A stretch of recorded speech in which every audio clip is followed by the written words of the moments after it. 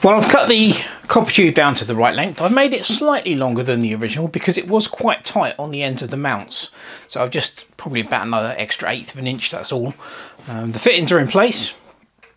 I've cleaned up the end caps, so all that's left to do is solder them on. Fortunately, with a tiny little boiler like this, it does actually make that a little bit easier, because the first end cap you can get at from the other end of the boiler, so you can put your solder in through the other end. So that's what I'm going to do. Load of flux on the end cap, stand it on its end, heat it up, and feed a little bit of solder in from the other end. There's still quite a lot of the original solder on the end cap, so I'm not going to be using loads and loads of solder. So let's get on and do that.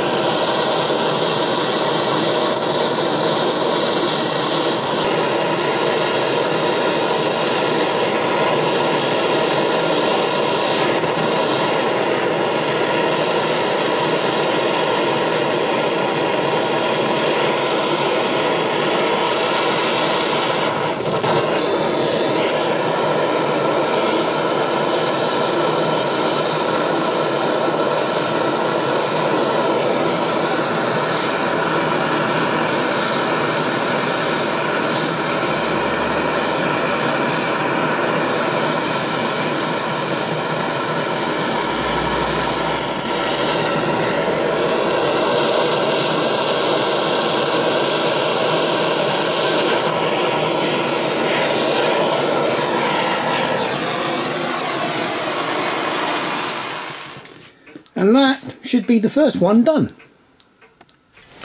So for the second end cap, what I've done is I've tinned it with solder all the way around the lip here, and I'll let it cool down. Then I'll put some new flux on it, and then I'll pop that on top and just heat it up. And as soon as you see the solder liquefy, it will flow slightly out to the edge of the copper tube, and then that's it, done.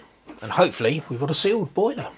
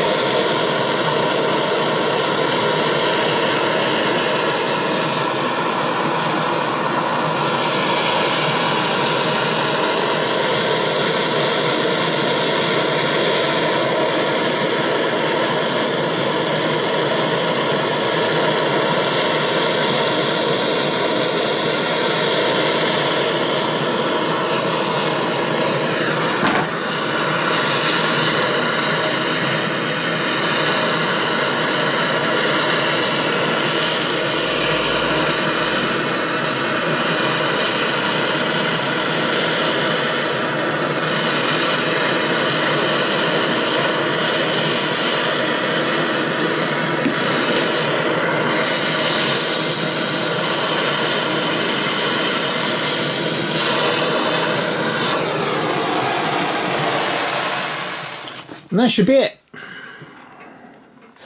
Well, the new boiler's fitted, and yeah, it's looking alright. When I tested it, I did pressure test it, and I did notice that it was weeping out of what used to be the primer.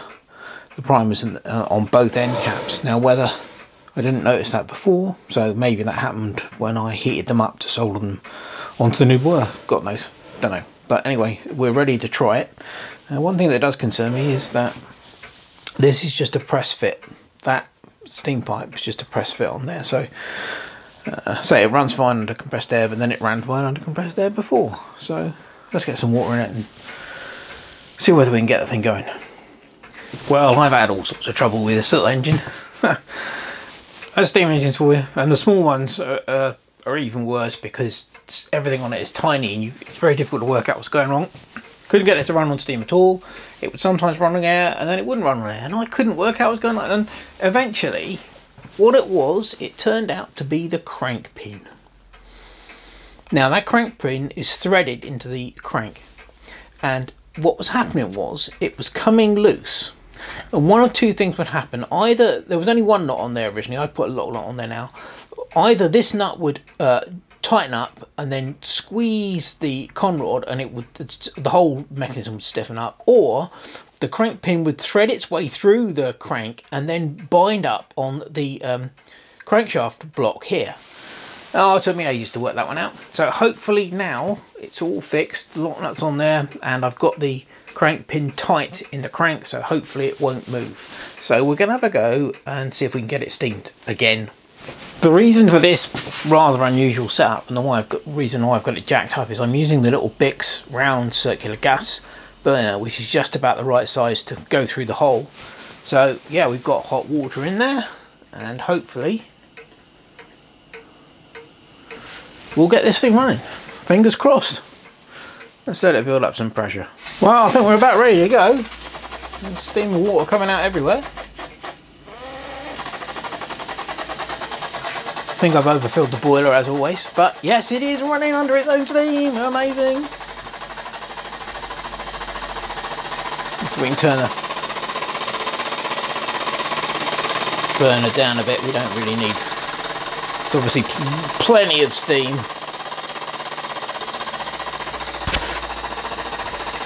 Wow, I'm really pleased about that. It's taken me a long time to get there, to this point. I need to say, mainly it was because I couldn't see what the fault was. And you guys obviously can't see much either, going, all the steam that there is there. But it's running, yay!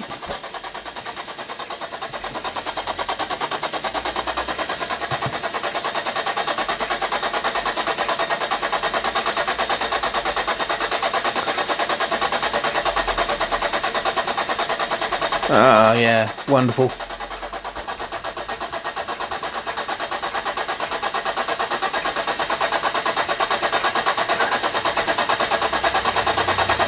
Bit of a strange noise this one makes.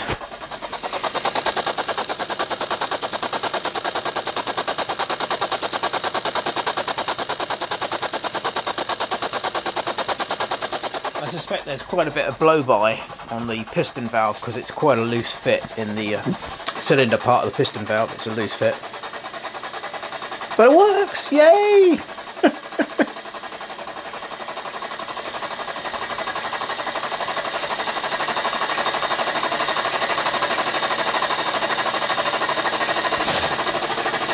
So change camera angle. I'm not going to leave it running for too long because this is a very, very small boiler capacity. I put about 50 millilitres in, max is 100. So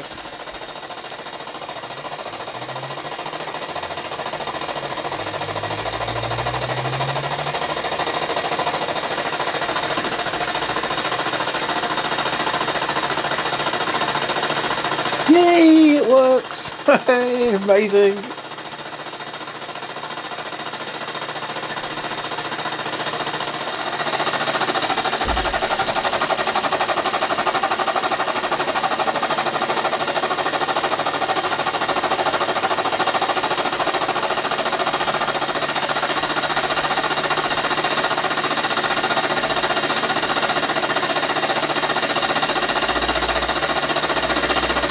I'm going to turn the gas off. I don't want to let the water get too low. So there you go. A little horizontally mounted piston valve engine. And when I was fiddling around with it, obviously I've had it all apart. And the actual piston and the piston valve assembly is 1/8 of an inch in diameter. It's absolutely tiny. So there you go. I think that'll about do it for the very small piston valve little steam engine I got off of eBay, which has got boiler end caps from artillery shells from World War I. So that makes it a little bit unusual. Anyway, as always, hope you've enjoyed the video and thank you very much for watching. Cheers!